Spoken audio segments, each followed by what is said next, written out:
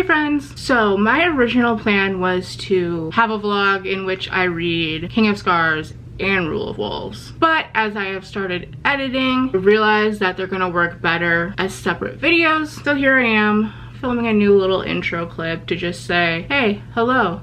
This is my King of Scars vlog. There will be spoilers, so if you haven't read King of Scars and you don't want to be spoiled for it, come back and watch this after you have read it. I'm hoping to get my Rule of Wolves vlog up very shortly after this one. I had a lot of fun talking about both of these books. So, without further ado, let's get into the King of Scars vlog. Hey! I don't know what the fuck my hair is doing today. Like, this is how it looks after I brushed it. Make that make sense. Welcome to a new vlog. It's once again starting out on a Saturday, which is odd. So I am 100 pages into King of Scars. I can't remember if I ended up giving this a 4 or 5 stars when I read it first. I know I didn't love it as much as I wanted to. However, so far, I'm having a blast. It's great. I just love Nikolai so much. My baby. Ugh. And then we also get obviously perspectives from Zoya and Nina in this, which is also great. I remember the biggest thing was just being so like taken out reading Nikolai / Zoya POVs and then switching to Nina because she's just doing something so different. But so far Nina's side has been basically her being like, I miss Matthias, and hearing his voice, and I just I feel like people who didn't enjoy King of Scars and people who don't like Matthias, like the Venn diagram of that is just a circle. So yeah, only 100 pages in, don't really have much to say. I will say I have a new tab color for this book. I'm using one of the colors that I didn't use at all during like Six of Crows. That seems to be becoming my Nikolai and Zoya angst sort of tab because they just have such a great dynamic. Like they're always going back and forth with each other while also like the things they say about each other in their own heads, like the feelings are there, but they're just like so with each other. So good. It's so good. And speaking of like Nikolai and Rule of Wolves and everything, I got a little package in the mail today and it was my Rule of Wolves pre-order incentive. I was like, the book ain't even out yet. Damn. Never has a pre-order incentive goodie been this fast. So it comes with this enamel pin, very pretty. And normally an enamel pin would be like my favorite thing out of any kind of bookish goodie incentive, whatever, but I am in love with this print. Like, hello. First of all, it's such a good size, like big as my head, and it's just so beautiful, and my boy looks so good, and my girls look so the whoa. Ooh. Like deadass, I want to frame this. It's so pretty. So yeah, my plan for the weekend is to read King of Scars. I don't know if I'll finish it this weekend because only 100 pages in and it's Saturday. But you know, Monday will also be around for finishing it. I don't know why I keep talking. Okay, so I'm trying to be conservative.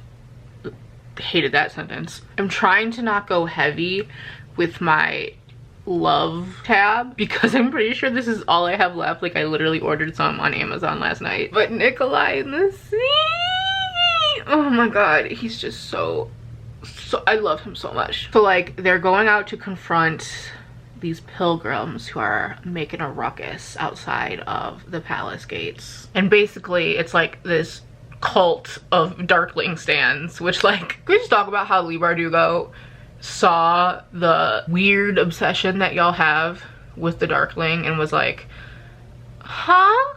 But you know what, let me write that down. And like, first of all, the fact that Nikolai and Zoya can just like walk out there and not murder all of them knowing everything the Darkling did to them. The patience, the restraint, mostly only because Nikolai told her not to, but still. And then he's talking to the monk that like started this whole thing, this petition for the Darkling to become a saint. Ugh. And he's going off all nice and casual. He's like, let's have some coffee, let's have tea, let's chat. And then in that same kind of tone, he's just like, also I have a sniper waiting, and if I raise my right hand, they will shoot.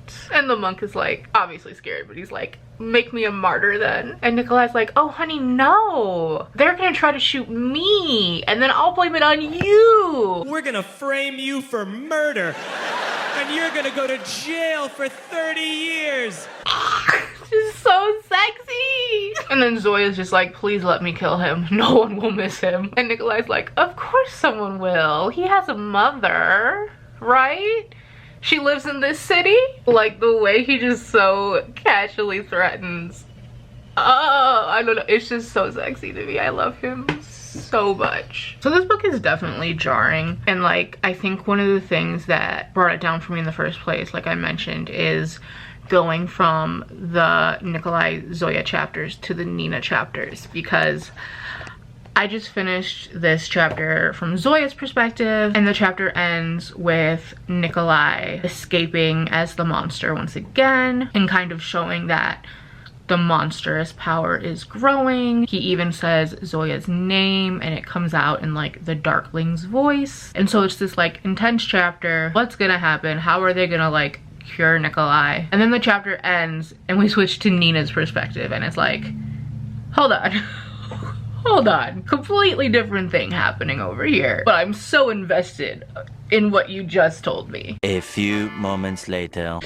I really said, I'm not as into this Nina chapter. And then Nina said, this is my final parting with Matthias. I have to marry him.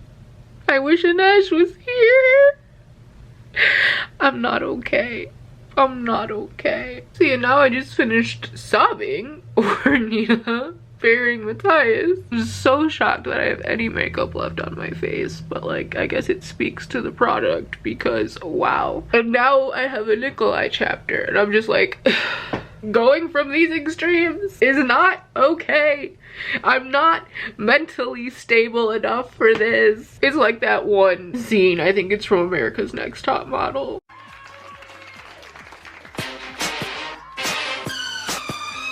She does it so good, but I'm not her. So if you've been watching my vlogs, you might remember that I have been watching Monk. Started it, I don't know, maybe a month ago. I don't even know. But I used to watch it when I was young with my mom, and I just got the urge to rewatch it, and they have all the episodes on Amazon. And now I'm on the last one. I thought it was only right that we listen to the theme song together, even though this will probably get me copyrighted, but it's the most iconic theme song of all time.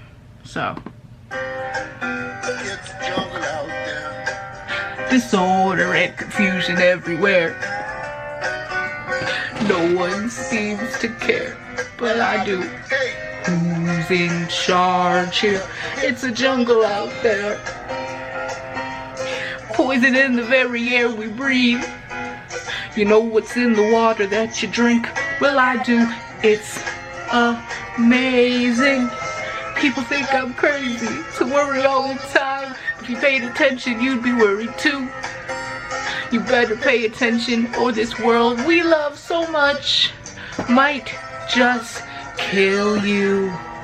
I could be wrong now, but I don't think so, 'cause it's a jungle out there. It's a jungle out there. Mr. Randy Newman truly gave us so much. till I think you're gonna miss me when I'm gone. I'm a better man than I was before. Knowing you has made me strong. And I sure am gonna miss you when I'm gone.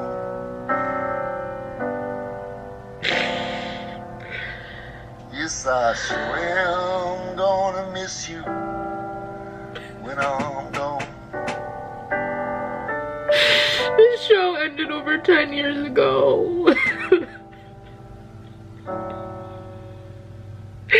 Anyway, watch Monk if you want a good detective show.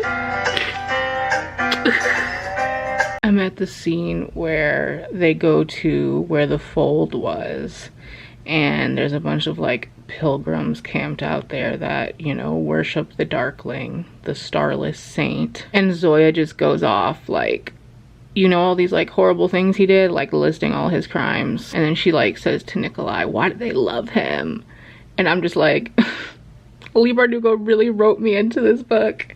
That's just me every day on Twitter.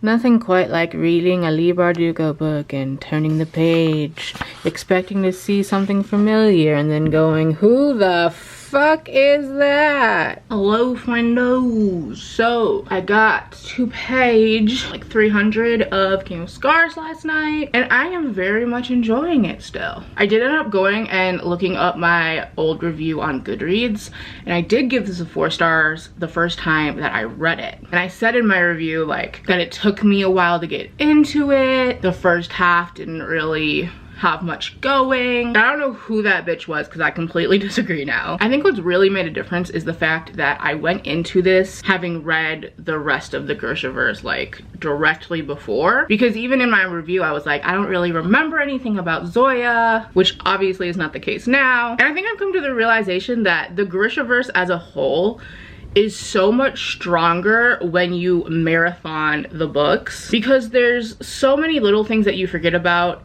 and that you don't like connect, that you don't see, that Leigh Bardugo has like put together. So many little like references that just hit different when you have it all fresh in your mind. And it's just great. It's a grand old time. I'm also really loving that I read The Lives of Saints before going into this, because I had forgotten. First of all, I've pretty much forgotten all of King of Scars. Like, I'm reading this like it's the first time, being like, oh my god, the reveals. But the Saints are such a big part of this. Not only in just mention, but like they're like coming to life. Like a few of them have been alive and stuck in the fold, and Nikolai has to try to help them be free by getting rid of the demon inside of him that the Darkling left, the remnants of his power. Literally completely forgot about that plot line entirely. So now I see more that The Lives of Saints wasn't just like, oh, here's a little fun thing that was from the Grisha trilogy. No, it's also directly related to King of Scars, you dumb bitch. But yeah, I think that's all I have to say. There was at one point in this book, I have a lot of tabs going, so I'm not gonna try to find it. Also have officially run out of my pink tabs, so anything that I love, I'm just using a tab that I don't use as often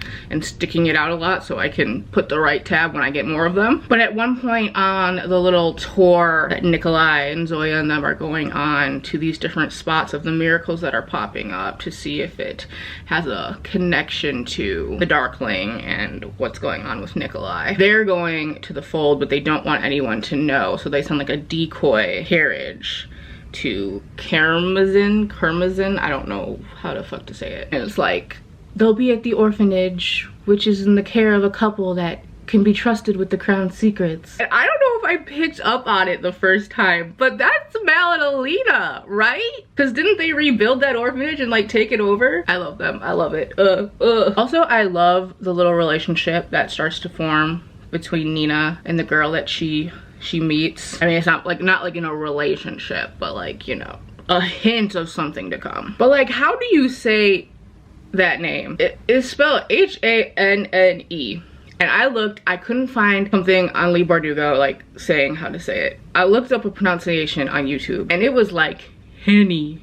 And I was like, I don't like that. I've been saying Han or like Han, but apparently I'm wrong and I'm not happy about it. Okay, I'm gonna go read now. About 200 pages left. I don't know if I'll finish it today, but we'll see. Okay, so in Nina's chapters, she is with 2 other Grisha and they're like in Fajerda, like on a mission, but like Nina wants to help these new people that they've discovered, basically, whatever. So one of the people that she's with is Adrik, who I obviously recognize from the Grisha trilogy. He's Nadia's younger brother who ended up staying instead of leaving during the war in the Grisha trilogy when they sent like the students away. He stayed and he lost his arm and blah blah blah. The other person, I didn't recognize the name, so I was like, okay, this is just like a random person. But she was just like, I told you I almost died as a child, but I didn't say how. I drank poisoned water.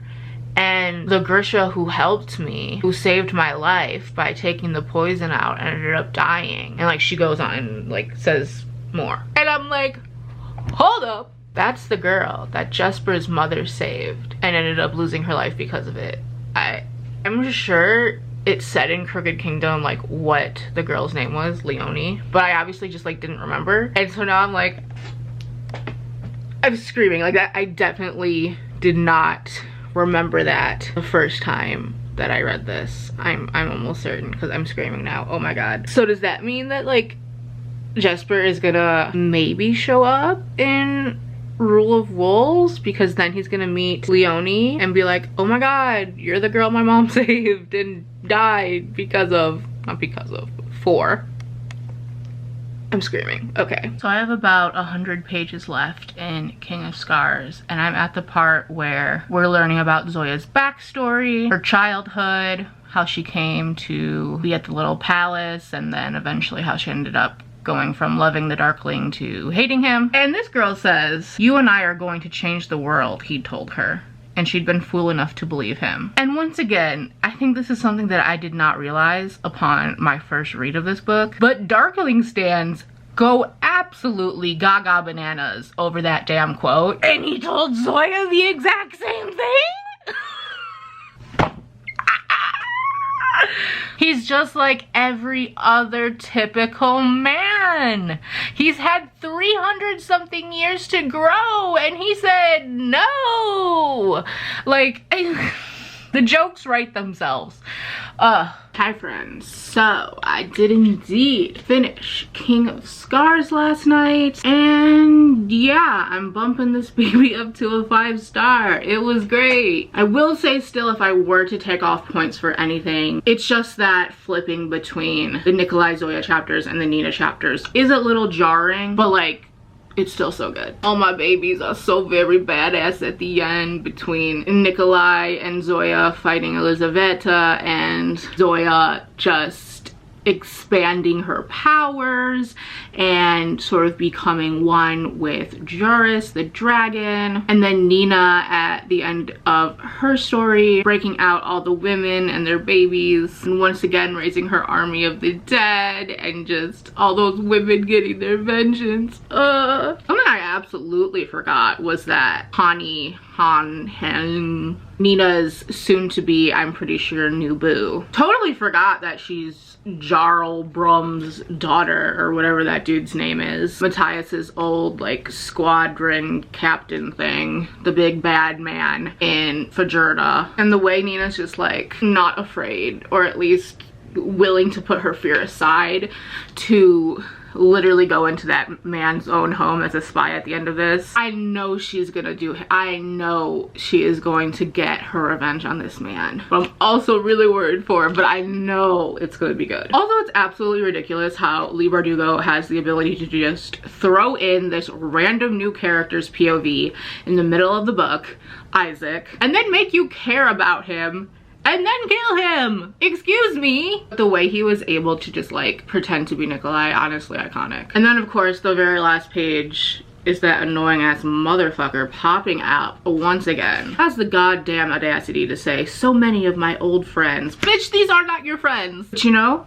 I'm ready to see the Darkling die once and for all. Is that gonna happen? I don't know, but it better. I don't have like a color tab for things I hate in this because they're just like, wasn't the Darkling for most of it. He was always what I used like my hate tab for, because fuck him. And not that kind of fuck, you horny bitches. So instead I just wrote in pencil, die bitch. Because if he doesn't die, I don't know what's gonna happen to Nikolai. And I even tweeted this, I was like, if Zoya and Nikolai don't get a happy ending, I'm going to hate the Darkling even more than I already do. Like, he is the reason. He is the issue here. And I just want Zoya to be able to get her revenge on him.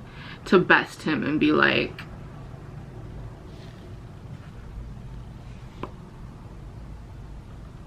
but yeah, that's King of Scars. I think that's all I have to say. It's Monday, so Rule of Wolves comes out tomorrow. There's definitely, I'm sure, an EPUB already floating around, depending on like what time it is in other countries. So I have muted every damn word I can think of on Twitter, because if I get spoiled, it will not be a good day. Later that night. It is about to be like 11 p.m. I spent a good portion of my night chilling in my sister's room, petting Bindi. We got COVID vaccination appointments, amazing. And then I was just on Twitter for a minute, and it took me a hot second to even see this, I think because I have so many words related to the Grishaverse muted right now, that the Shadow and Bone full trailer dropped. So, full trailer reaction! I'm so... Okay. It's 2 minutes and 42 seconds. Oh my god. Okay. Okay. Okay, we got this. Should I put in headphones? No, I don't care if this gets demonetized. Oh. Shit, this view sucks. Shit. Wait, pause, let me, okay. Oh no, my baby. You're safe now. Tell me what happened in the fold. Who the fuck is that? Do we know? Saved you. You won't believe me, but this was a sun summoner. Is this true? Can you It's true. summon light? She's real. Oh, that was the crow. Our enemies are threatened by your mere existence. The whole world will be after you. The prize is 1 million Kruger. Wait. Alina Starkov. Oh? Prisoner. Or if Ravka is. Everyone is looking at me like I'm the answer. Bring the light. Again. The only thing more powerful than you or me. The two of us together. Fuck off. Now the work begins.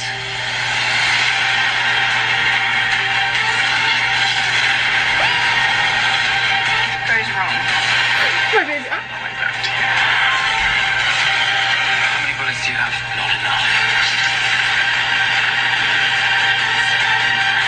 She'll realize she has only one equal. There are no others like us, and there never will be. You have no idea how much larger a role you have to play.